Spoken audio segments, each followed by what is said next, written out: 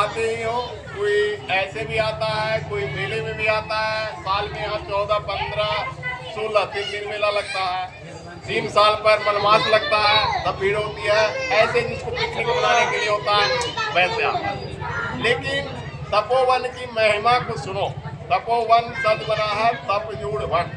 जहाँ तपस्या होती है वह वन, वह जंगल। आज भले ही जंगल कट गया हो और यहाँ घर मकान बन गया हो, मंदिर बन गया हो, लेकिन यह तपोवन है। यहाँ तपस्या करते थे। और कौन कौन करते थे? तो शुरू करते हैं वहां से ब्रह्मा जी के 4 बेटे। ये जो 4 कुंड बना हुआ है ना, ध्यान देकर सुनो। और 4 बेटा सनक, सनंदन, सनत कुमार और सनकादि। ये 4 बेटा तपस्या के और चारों ब्रह्मचारी थे। उन्होंने शादी नहीं किया, चारों बाल रूप में थे। उन्हीं के चारों के नाम पर ये 4 गर्म जल का कुंड होता है। ब्रह्मचारी लोग गर्म व्याज के होते हैं, क्योंकि उनके पास ब्रह्मचर्य की बल होता है। तो ये उनके स्नान करने के लिए प्रकृति ने गर्म जल का झरना तैयार कर दिया। और ब्रह्मा जी बेटे से मिलने के लिए आए थे, तो यहाँ ब्रह्मा जी का चरण भी है। आगे में घेरा देखे होगा ना, वहाँ ब्रह्मा जी का चरण है। अपने बेटे से मिलने के लिए आए थे तो उनका चरण पड़ गया। दूसरी कहानी है, ये अत्रि ऋषि का आश्रम रहा। जो माता अनुसुईया, सती सावित्री, अनुसुईया का नाम सुना है, जो ब्रह्मा विष्णु को बच्चा बना दिए थे, वो अनुसुईया माता और अत्रि ऋषि के यहाँ तपस्या की। उनके नाम पर इस पूरे एरिया का नाम अत्रि पड़ गया। जो अत्रि क्षेत्र है, समझ गया ना, तो अत्रि थाना आदि सुना होगा। दूसरी कहानी। तीसरी कहानी, यहाँ बुद्ध भगवान भी आए थे और उन्होंने भी यहाँ तपस्या किया। तो ये तपस्या का बन रहा है। और चौथी कहानी, यहाँ महाराज दर्शक की माता जी तप करती थी। महाराज दर्शक कौन थे? ये राजगीर जो है ना, राजगीर में उनका घर था। राजगीर में उनका घर था। तो उनकी माता जी यहाँ, ये जो कुंड देख रहे हैं आगे वाला, ध्यान से सुनो, उसके आगे माता दर्शक की माता जी तपस्या करते थे। एक बार की बात है, ध्यान से सुनो, बहुत अच्छी कहानी है। उनकी बेटी उनसे मिलने के लिए आई, पद्मावती। महाराज दर्शक की माता से मिलने के लिए कौन आई? राजकुमारी पद्मावती, दर्शक की बहन। और एक राज का राजा था उद्यन, बहुत दूर का, उज्जैन का था। उसकी राज पर दूसरे राजा आक्रमण कर दिया था। इसलिए वह राजा अपनी पत्नी के प्रेम में पागल था। पत्नी को छोड़कर वो राजकाज नहीं देखता था।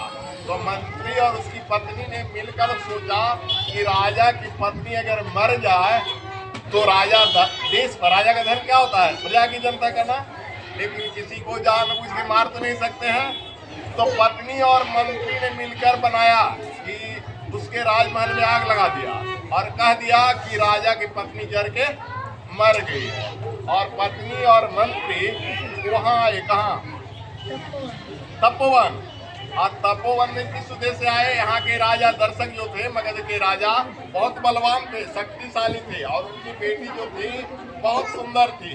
तो सोचा कि उनसे शादी अगर करवा दे, बेटी नहीं बहन, दर्शक की बहन, उनसे शादी करवा दे तो हमारे राजा का शत्रु का नाश हो जाएगा। तब देखो उसी दिन आई जिस दिन पद्मावती अपने माँ से मिलने के लिए आई थी। तो पूरा कहानी चले वहाँ जाकर सुनो, मंत्री जो है ना, ध्यान से सुनो, उद्यन की पत्नी को कहता है यह मेरी बहन है। किसको कहता है? पद्मावती को। तो इसका पति विदेश चला गया है, तो इसको तुम कुछ दिन रखो। और एक सचरित्र है, सती है, इसको किसी पुरुष की नजर नहीं लगना चाहिए। जो सती होती थी कोई दूसरे पुरुष को नहीं देखती थी, इसलिए इसको छिपा के रखना। तो पद्मावती गछ ली। और इधर से क्या तैयारी चला कि पद्मावती से शादी किसको करवा देना है? उद्यन का।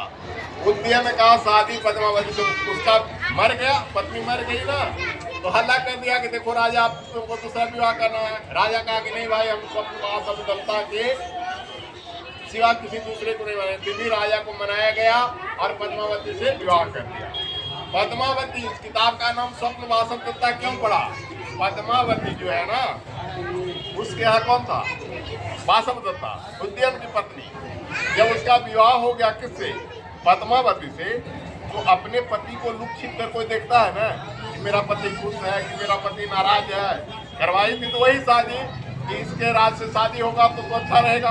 पद्मावती के साथ इस तरह से रह रही थी कि उसको लग रहा था कि मेरा पति देश के शक्ति बल से अपने देश की रक्षा करेगा।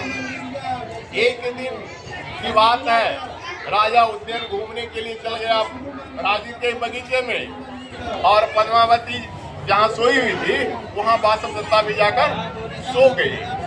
बासव दत्ता सो गई, पद्मावती तो उठ गई। बासव दत्ता को नींद आ गया और राजा आया तो लेट गया अपनी पत्नी समझकर। पत्नी तो राजा कहीं था, वो भी पत्नी राजा कहीं, ये भी पत्नी राजा कहीं, उसके बगल में लेट गया। जब बासव दत्ता को नींद खुला तो बासव दत्ता अटकाई, अरे मैं क्या है तो राज खुल जाएगा। बासव दत्ता जिंदा ऐसे जान लेगा। क्यों ही उद्यम सोया हुआ था, बासव दत्ता चुपके उठकर जाने लगी तो दिया, पहले जमाने में तो आज भी सलाइट था ना, दिया उसके पैरों से बच गया, लड़खड़ा कर वो गिर गई और दिया की आवाज से उद्यम जाग गया। उद्यम जाग गया तो देखता है कौन है, बासव दत्ता। बोला बासव दत्ता, बासव दत्ता। इतने बासव दत्ता भाग गई, क्योंकि उसको तो राज खोलना नहीं था जब तक जीत नहीं होती है। बासव दत्ता भाग गई पद्मावती के बाद पद्मावती का प्रवेश होता है। पद्मावती बोला क्या, देखो ने बासव दत्ता को देखे तुम्हारे यहाँ। कौन बासव दत्ता? तो मेरी सारी बनी। बोले महाराज आपने स्वप्न देखा होगा, वो तो जल के मर गई है, क्योंकि हल्ला कर दिया है, जल के मर गई है। और बासव दत्ता तो इसी के पास है। अब इस तरह से कुछ दिन रहता है, पहले 2 दिन 3 दिन नहीं रहता था, पहले बार पाओ महीनों दिन रहते थे, महीनों दिन ये रहते हैं यहाँ राजगीर में। और तब तक उसके देश पर जो आक्रमण था, शत्रु को दर्शक महाराज मार के भगा दिए और अपने जीजाजी के राज को सुरक्षित करके अपनी बहन का विदाई करने लगे। इतने में मंत्री आ गया, और मंत्री आ गया बोला कि मेरी बहन को लौटा दो, बहन को लौटा दो। तो मंत्री का आवाज, वो ब्राह्मण का रूप धरेगा, मंत्री का आवाज पकड़ लिया। कौन? ये राजा उद्यन, लगता है मेरा मंत्री है। बुलाए ब्राह्मण, तुम कौन हो, सही बात बोलो, तुम कौन है? उसके बाद ब्राह्मण ने कहा कि महाराज ये सारी घटना को मैंने आपके राज्य को सुरक्षित करने के लिए किया था। उसके बाद उसको जो पर्दा किए हुए था ना, बासव दत्ता के पर्दा को हटाता, बोला ये पत्नी आपकी है, सुरक्षित है, पवित्र है, आपकी इस पत्नी के साथ रही है, माने पद्मावती के पास रही है। और पद्मावती को कहा गया कि दोनों सौत की तरह नहीं रहना। मैंने इसका विवाह इसलिए करवाया ताकि उनके देश की सुरक्षा हो सके, क्योंकि दर्शक बहुत वीर पुरुष थे।